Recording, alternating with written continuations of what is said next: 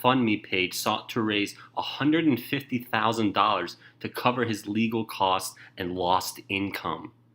Strzok, who played a lead role in both the Russian meddling and Hillary Clinton email probes, but became a political lightning rod after the revelation of text messages critical of Trump, wasted no time blasting the administration and House Republicans in his new social media account.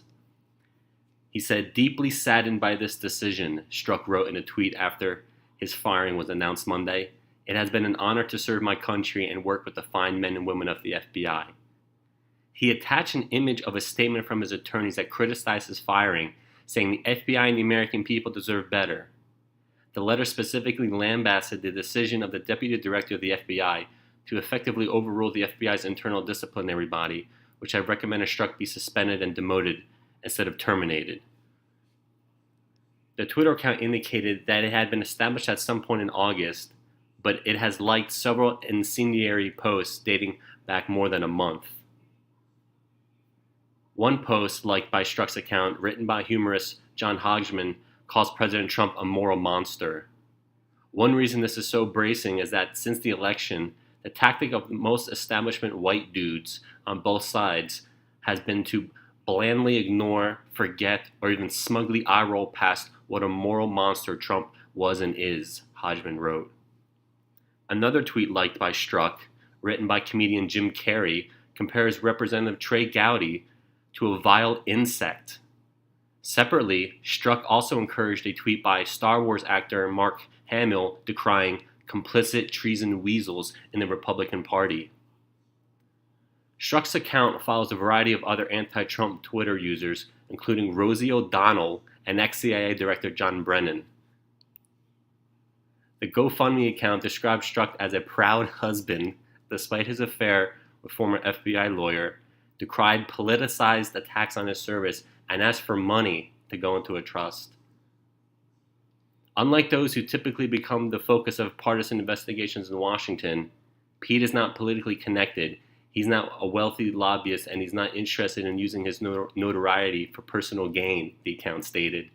Because of this, he doesn't have deep pockets that allow him to pay for the significant legal bills he has incurred to defend himself and the FBI against these political attacks, or else to easily cover the expenses incurred by his lost income.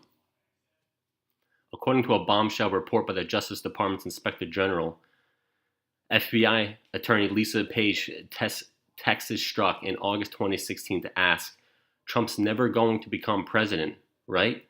Right?" No, he won't. We'll stop it," Strzok responded. He was having an extramarital affair at the time with Page. The DOJ watchdog found that Strzok's bevy of anti-Trump texts using FBI-issued phones had undermined the FBI's appearance of impartiality, although the IG did not definitively find that bias specifically motivated any of Strzok's official actions. But how is that even possible? Strzok is the guy who changed the text of Hillary Clinton's actions from grossly negligent to extremely careless. Grossly negligent is technically illegal under the statute that she broke. Extremely careless is basically the same. Everyone agrees it's the same damn thing. It's just using different words. So he's the one that changed that text. And then James Comey went on national TV using that text to bash Hillary Clinton, to say, oh, she was a bad girl. But there's lots of evidence and stuff, lot of the da. But we can't press. No reasonable prosecutor would seek to press charges. So obviously, his actions were political. At an incendiary hearing this year, Representative Louis Gohmert of Texas unloaded on Strzok, asking, "How many times did you look so innocent into your wife's eyes and lie to her?" Strzok's actions on Twitter and GoFundMe have some recent precedent. Former FBI Director James Comey, who was fired last year, was revealed to have a secret Twitter account himself in late 2017. You see, it's almost scary how unintelligent and immature these intelligence officials are. You've seen John Brennan, James Comey, now Peter Strzok, making blatantly obvious how political they are and how biased they are.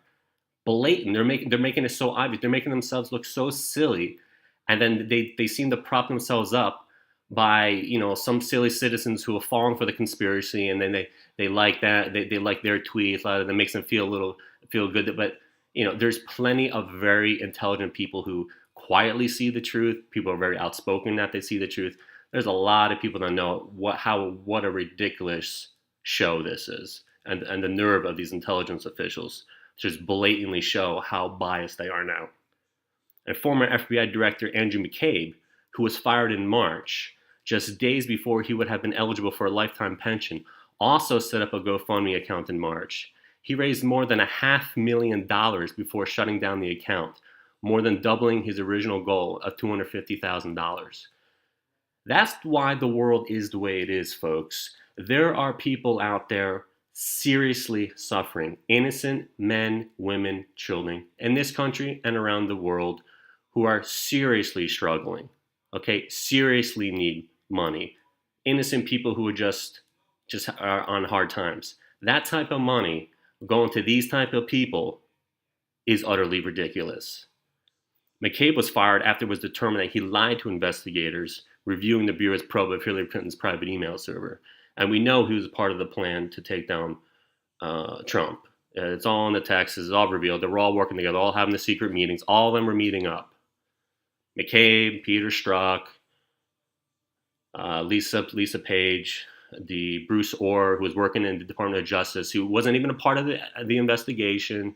He was working in drug enforcement. What's he doing in this? It's a big joke.